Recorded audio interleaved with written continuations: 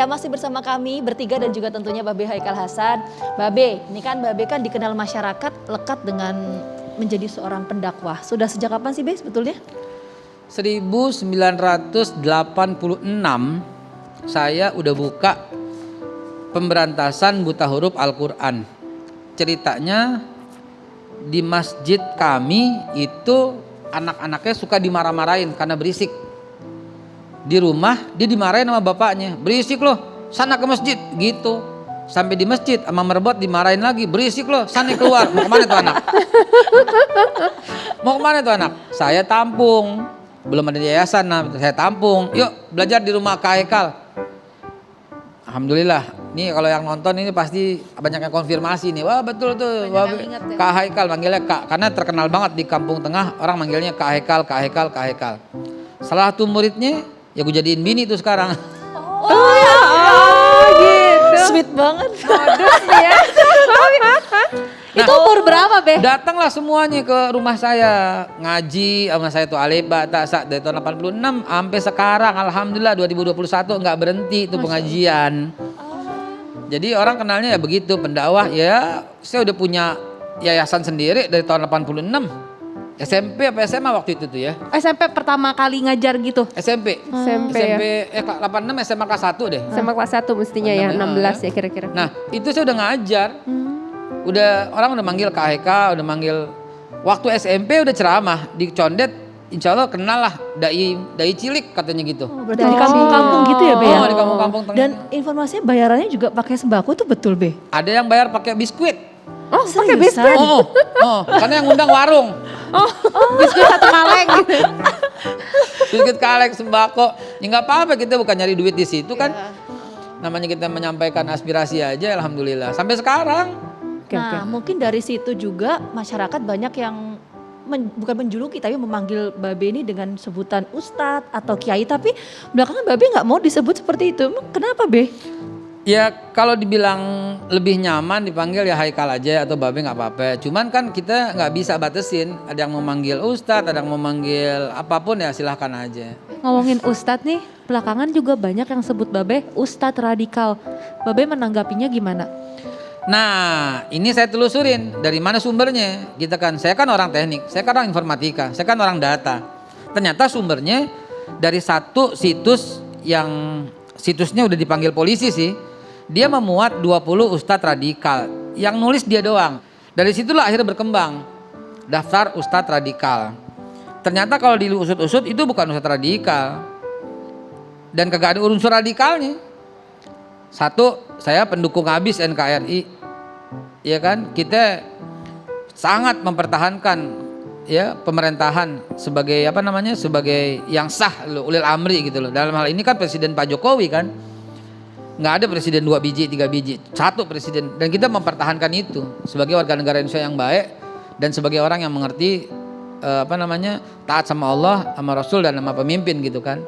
Selama apa yang dikatakan itu kebijakan baik ya mesti kita ambil dong ya. Kalau umpamanya ada yang nggak baik ya kita kritik. Di situ mungkin kritik dianggap radikal gitu. Nah Be, tapi gini, kenapa Babe memilih media sosial sebagai sarana untuk menyampaikan kritik? Nah karena gini, menyampaikan langsung kita nggak bisa, nggak ada cara dan wahana yang bisa masuk ke sana. Apa bisa masuk ke gedung DPR untuk menyampaikan ini? Nggak bisa. Surat terbuka untuk yang terhormat Bapak Presiden Jokowi pernah saya layangkan, ya nggak tahu sampai apa kagak gitu ya. Saya layangkan usulan perbaikan. Terakhir saya memberikan 9 usulan kebijakan di media sosial juga akhirnya.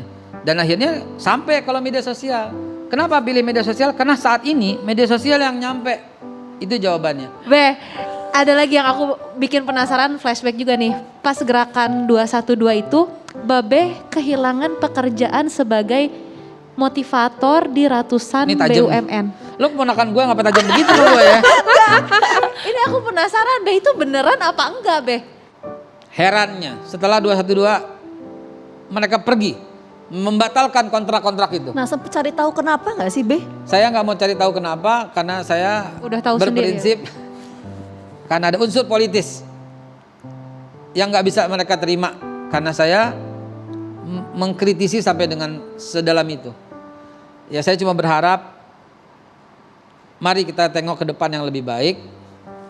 Kita ikutin apa yang pemerintah terapkan sebagai warga yang baik, ke situ aja. Mudah-mudahan semuanya akan kembali normal, sebagaimana new normal itu loh. You know.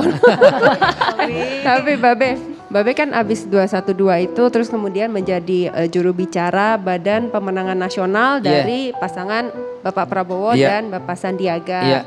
Nah sekarang ini udah berapa tahun berlalu ya, masih sering kontak-kontakan atau apa jadi jubir di Kemenhan atau bagaimana? Ini dua-duanya udah jadi menteri loh. Iya, waktu itu memang saya sebagai juru debat, sebagai jurkamnas, dan lain-lain lah gitu ya. Dan ketika Bawaslu dan KPU dan kemudian MK menetapkan presiden yang menang itu adalah Pak Jokowi, selesai udah. That's it. Presiden kita Pak Jokowi, selesai. Lalu Pak Jokowi ambil Pak Prabowo sebagai menteri pertahanannya beliau. Oke, kita dukung. Udah selesai gitu dan aja. Pak Sandiaga sebagai menteri pariwisata. Dan Pak Sandiaga sekarang sebagai menteri pariwisata. Ya udah kita dukung. Selesai sampai di situ. Dan mungkin Pak Jokowi punya penilaian bahwa orang terbaik yang bisa mengelola pertahanan itu Pak Prabowo. Ya alhamdulillah. Ya saya dukung dan support, lanjutkan. Nah gitu, udah gak usah baper dan move on aja ke depan. Mana yang lebih baik begitu. Oke, kita move on dari pertanyaan tadi Babe. Sekarang kita lanjutkan yang belakang ini. Coba. Apa nih? Ini Be. Nih ada Ini kritikan tweet Babe. dari Babe ini Haikal Hasan tweet-tweetnya Baras. Babe nih, Babe kan kadang kalau nge-tweet kan keras ya. Iya, Tapi kalau agak-agak misalnya blunder begini gimana Babe? Ini kan sebenarnya nggak pergi hajinya kan. Ini yang dekat dengan RRC nih. Sekarang gini Babe, ini penting juga nih. Karena kan biasanya kalau kita ngobrol nih mesti kasih inspirasi buat pemirsa. Ini khususnya buat para teenagers kali ini. Sebagai motivator nih ya. Backgroundnya gini Babe. Banyak banget di luar sana anak-anak remaja nggak tahan dapat haters. Nah kalau Babe ini kayaknya koleksinya banyak sekali hatersnya. Bagaimana menghadapinya? Nggak cuma teenagers sih sebenarnya, ada ibu-ibu, ada bapak-bapak juga yang kena haters tuh rasanya aduh nggak bisa tidur dan sebagainya gitu. Tapi kalau teenager bisa sampai suicide dan sebagainya itu kan itu ngeri banget. Itu gimana caranya menghadapi haters? Wahai teman-teman sekalian, Anda tuh nggak bakal rendah ketika Anda direndahkan. Anda nggak akan berubah, Anda nggak akan jadi sampah. Dan ketika orang memuji-muji Anda juga nggak akan jadi rembulan. Anda nggak akan tinggi terbang. Anda akan tetap jadi Anda. Hater itu orang yang bicara di belakang Anda. Artinya Anda di depan. Biarkan dia bicara di belakang. Karena Anda akan tetap di depan. Semakin banyak orang yang bicarakan Anda di belakang, berarti semakin banyak pengagum-pengagum tersembunyi. Mereka ada di belakang. Di belakang. Sekali lagi di belakang. Anda ke depan. Jadi hater itu adalah orang yang menyampaikan kritikan untuk perbaikan kita.